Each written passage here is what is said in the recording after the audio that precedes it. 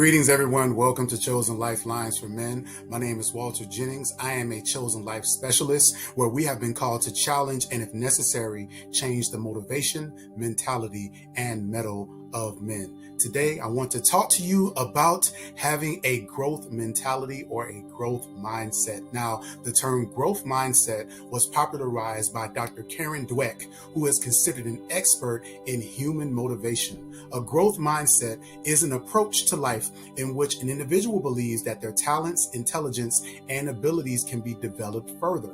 People with a growth mindset or a growth mentality seek opportunities to learn, gain new skills, and enhance their existing skills. Dr. Dweck noticed that there was a significant difference between students' approach to success and failure.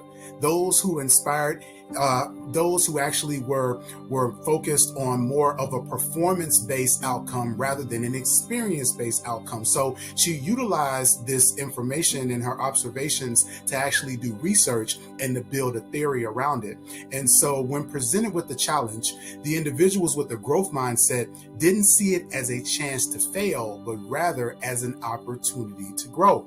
They believed that with hard work and not luck or chance, that those things could take them far in life. So the growth mindset is based on the belief that your basic qualities are things that you can cultivate through your efforts. And although people may differ in various ways as it relates to their talents and their aptitudes, their various interests and their temperaments, everyone can change and grow through their application and experience, because all of those things are germane to whatever your interests or your aptitudes are.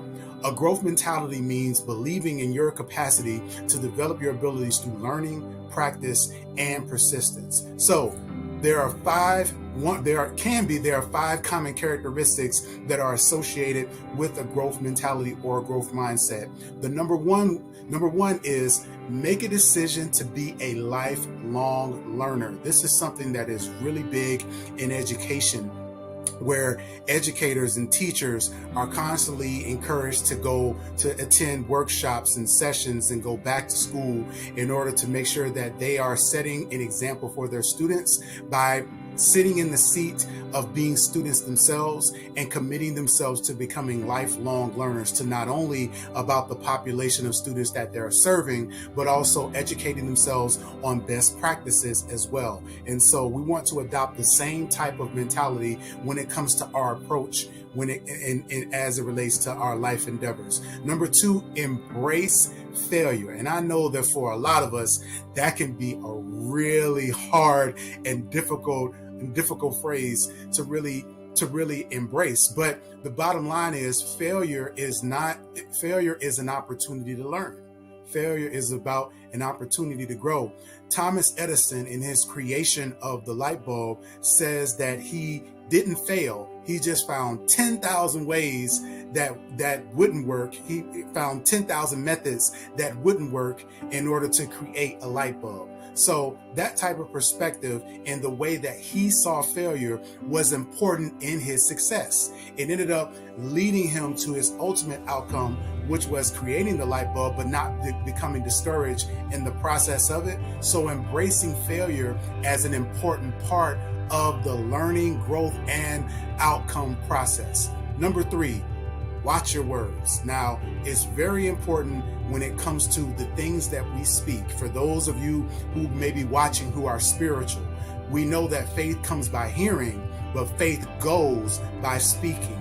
One of the first divine privileges that we are given is to be able to speak things into existence, to speak change into happening. Before things happen, they're internalized or they're visualized here, and then we speak it. So we have to be very careful of the words that we speak. A good way to think about it is like speaking a word is like planting or watering a seed.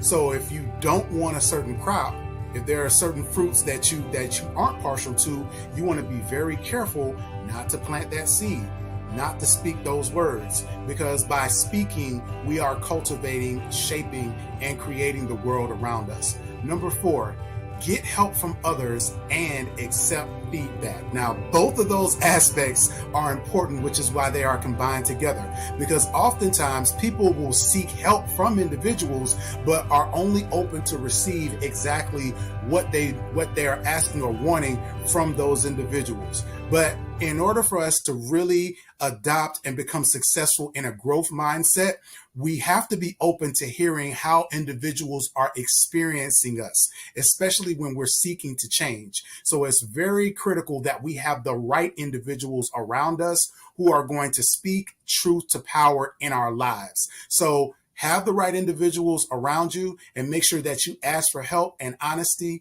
in how they experience you, and then accepting, receiving that feedback and incorporating. And of course, tip number 5, don't be afraid of change.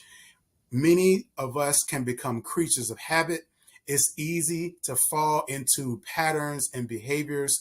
I'm one of those people, by my own admission. I find peace in order and routine. However, we can oftentimes limit ourselves when it comes to growth by not allowing ourselves to break out of certain habits and certain procedures in the way that we go about doing things. So not being afraid of getting off the regular beaten path and doing some things differently and embracing change is a really important part of adopting a growth mindset and a growth mentality.